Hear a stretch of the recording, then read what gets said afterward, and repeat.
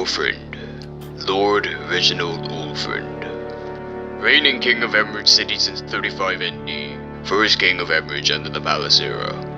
He was born at an unfortunate time. 14 ND, right as Levaslier was recovering from its supposed end.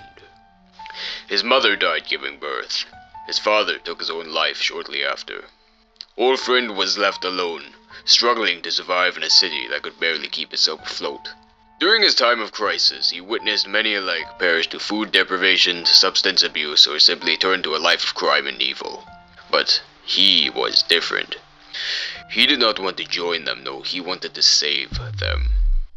The great hero, the one Ulfriind idolized for being the savior of Levaslier.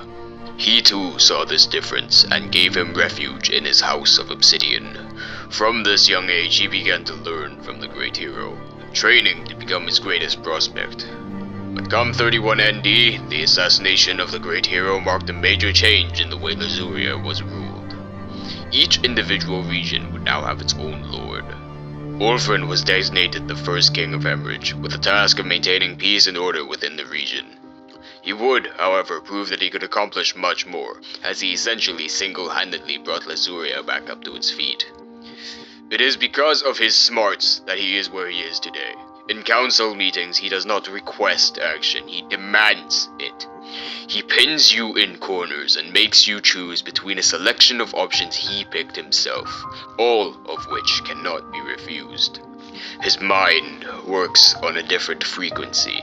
Every man or woman that stands before him is read like an open book.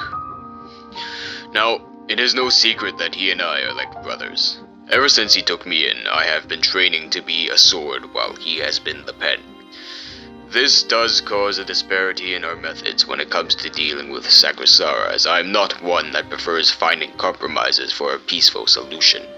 But I have learned that one does not cross Ulfriind, for he is a man of his words.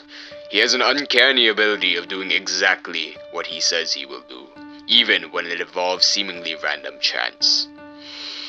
Ulfriind, when you tamed the slime, when you made Arkosh Levaslier work for you, some interpret it as your show of power.